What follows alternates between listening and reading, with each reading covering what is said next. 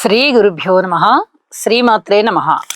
మా భక్తి టీవీని ప్రోత్సహిస్తున్నటువంటి మా ప్రేక్షకులందరికీ ధన్యవాదాలు తెలియజేస్తూ 25 జనవరి నుంచి 31 జనవరి వరకు గల కాలానికి రాశి ఫలితాలు తెలియచెప్పుకుందాం.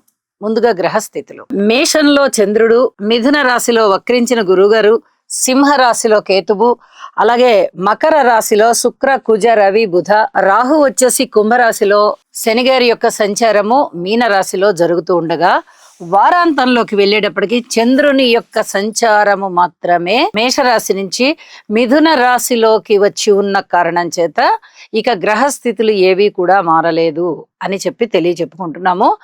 అలాగే గ్రహస్థితుల యొక్క ఫలితాలు, సమ్మేళనాలు ఎలా ఉన్నాయి, దృష్టులు ఎలా ఉన్నాయి, ఈ స్థితి యుతుల గురించి మాట్లాడుకుందాం. శుక్ర, కుజ, రవి, బుధ చతుర్గ్రహ కూటమి ఏర్పడుతూ ఉన్నది. 4 గ్రహాల యొక్క కలయిక, సంయోగము ఎప్పుడైతే మకర రాశిలో జరుగుతూ ఉందో, మకర రాశిలో కుజుడు ఉచ్చ పొందుతాడు, మనందరికీ తెలుసు. అలాగే శుక్రాచార్యుల వారితో కలిసి ఉన్నారు. ప్రేమ వ్యవహారాలకి కొంత అనుకూలమైన కాలం అని చెప్పి తెలియచెప్పచ్చు. కోర్టు కేసులు అలాంటివి ఏమన్నా ఉంటే తొందరగా తీరిపోతాయి, అంటే ఒక కొలిక్కి వస్తాయి అని చెప్పి తెలియచెప్పచ్చు.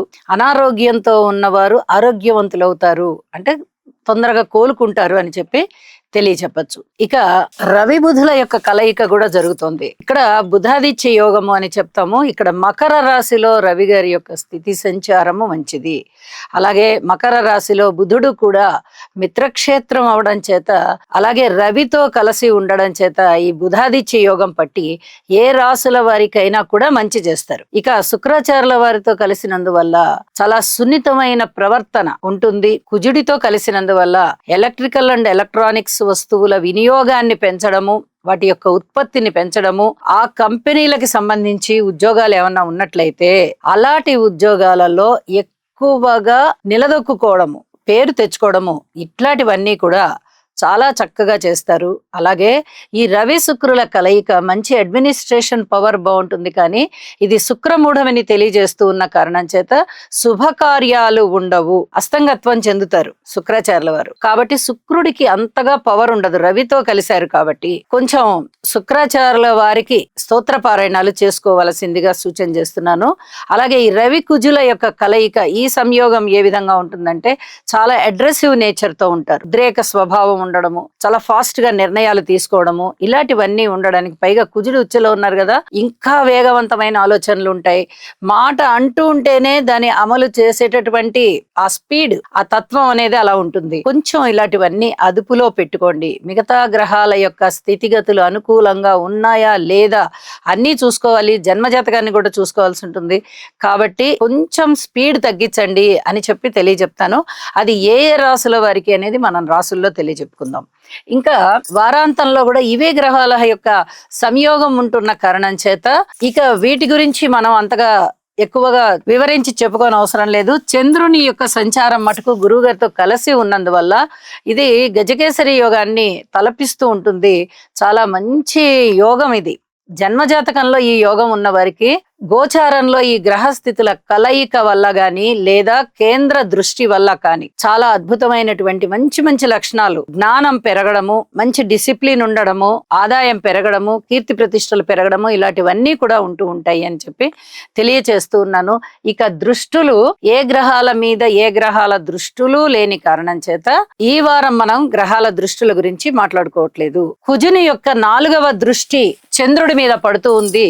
ఇది కొంచెం ఇబ్బందికరమే. మాతృమూర్తి గారికి ఆరోగ్య రీత్యా జాగ్రత్తగా ఉండవలసినటువంటి కాలం. మరి ఏ రాశుల వారికి మాతృమూర్తి అంటే, ఏ రాశుల వారికైనా కూడా ఈ జాగ్రత్త మటుకు తీసుకోండి. తల్లి గారికి వీలైనంత వరకు సేవ చేయడానికి ప్రయత్నం చేయండి. వాళ్ళు సంతృప్తిగా ఉండడానికి ప్రయత్నం చేయండి. ఎందువల్ల అంటే ఈ గ్రహస్థితి 2 రోజుల కన్నా ఉండదు కాబట్టి చంద్రుడి యొక్క గమనము మారిపోతుంది. 2.5 రోజు మాత్రమే చంద్రుడు ఒక రాశిలో ఉంటారు కాబట్టి ఈ 2.5 రోజు అనంతరము కుజుని యొక్క దృష్టి మారిపోతోంది కాబట్టి అంతగా భయపడవలసిన పని అయితే లేదు దీనికి స్తోత్ర పారాయణాలు సరిపోతాయి. చంద్రునికి స్తోత్ర పారాయణాలు చేసుకోండి. చంద్ర శ్లోకాన్ని పఠించుకోవడం వల్ల చాలా వరకు ఇబ్బందులు తొలగిపోతాయని చెప్పి తెలియజేస్తున్నారు. ఇక రాసుల్లోకి వెళ్దాం.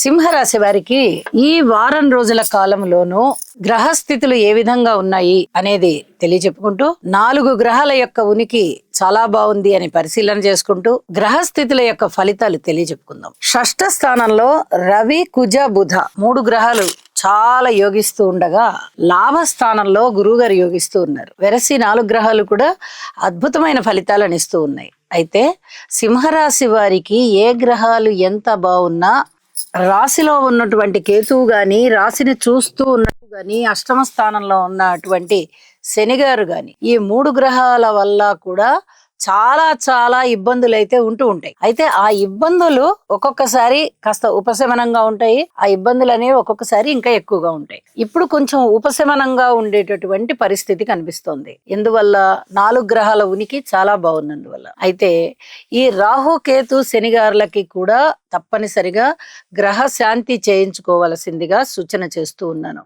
ఆరోగ్యం పట్ల కూడా ఎక్కువగా శ్రద్ధ తీసుకోవాలి. దూర ప్రాంత ప్రయాణాలని బట్టి జాగ్రత్తలు తీసుకుంటూ వెళ్ళాలి. భార్యాభర్తల అన్యోన్యత విషయంలో కూడా అంతగా పూర్తిగా బాగుంది అని చెప్పడానికి రావడం లేదు.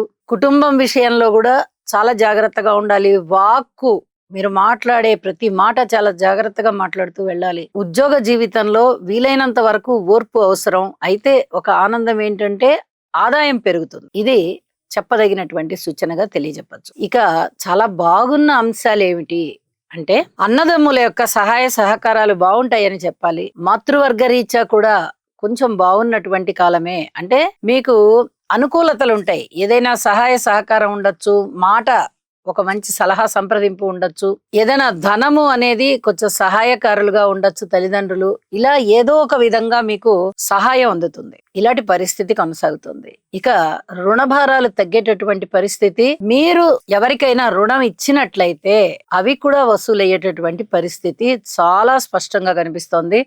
ఇప్పటి వరకు ఏదైనా పనులు మొదలుపెట్టి ప్రారంభించి మీరు అవి కొనసాగించుకుంటూ వెళ్తున్నారా అంటే దానిలో విజయ అవకాశాలు చాలా స్పష్టంగా కనిపిస్తూ ఉన్నాయి. అలాగే ఊహించని విధంగా ధనలాభాలు ఉన్నాయి. ఇవన్నీ కూడా మీకు ఆనందం కలిగించే అంశాలు అవుతున్నాయి.